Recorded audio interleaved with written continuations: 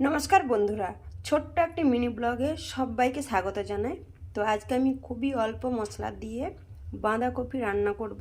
তো বন্ধুরা দেখতে থাকো। প্রথমে সরষের তেল দিয়ে দিচ্ছি।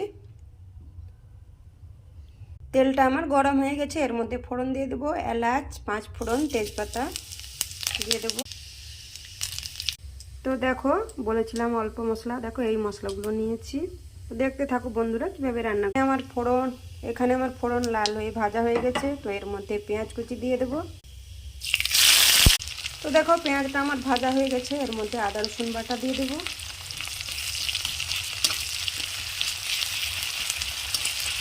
তো এর মধ্যে এক এক করে সব গুঁড়ো মশলা দিয়ে দেবো। তো দেখো, লঙ্কা গুঁড়ো,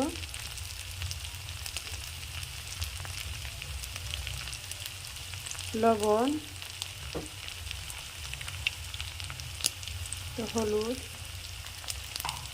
দিয়ে ভালো করে একটু কষে নেব। তো বন্ধুরা ঝালটা যে যার পরিমাণ মতো দিও, তা আমি অল্প করেই দিলাম। তো দেখো বন্ধুরা, মশলাটা আমার কষানো হয়ে গেছে। তো এর মধ্যে কেটে রাখা টমেটোগুলো দিয়ে ভালো করে আবারও কষে নেব। তো মশলা কষানো কমপ্লিট। তো এর মধ্যে কপিগুলো দিয়ে দেব। তো আজকে আমি এর মধ্যে জল ব্যবহার করব না, ঢাকনা দিয়ে ঢেকে ঢেকে রান্নাটা করব। দেখতে থাকো বন্ধুরা। তো মশলার মধ্যে অল্প লবণ দিয়েছিলাম, তো কপির মধ্যে উপর থেকে লবণ দিয়ে দেবো পরিমাণ মতো। তো ভালো করে কষে নেব মশলার সাথে। জল ব্যবহার করব না, ঢাকনা দিয়ে ঢেকে ঢেকে রান্না করব প্রথমেই বলেছি। দেখতে থাকো শেষ পর্যন্ত। তো এইভাবে একটু একটু করে কষে নেব। তো এর মধ্যে একটা ঢাকনা দিয়ে ঢেকে দেব। তো বন্ধুরা দেখতেই পাচ্ছ, এক ঢাকা কপি দিয়েছিলাম, জোরে গিয়ে দেখো কতগুলো হয়েছে। তো দেখো এখনো পর্যন্ত জল দিইনি, তো জল দেব না, এক ফোঁটাও জল দেব না, রান্নাটা করব। দেখতে থাকো।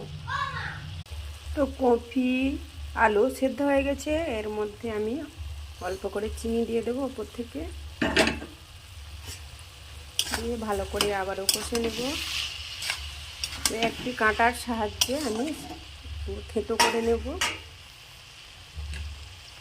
তো দেখো রান্নাটা আমার হয়ে গেছে। তো এর উপর থেকে আমি ধনে জিরে গুঁড়ো আর ধনে পাতা ছড়িয়ে দেব, দিয়ে ভালো করে মাখিয়ে নেব। তো বন্ধুরা রান্নাটা আমার কমপ্লিট, নামিয়ে নিয়েছি। তো রেসিপিটি কেমন লাগলো অবশ্য লাইক একটা সুন্দর কমেন্ট করে জানিও। তো ভালো থেকো বন্ধুরা, নিজেদের খেয়াল রেখো। তো টাটা বন্ধুরা।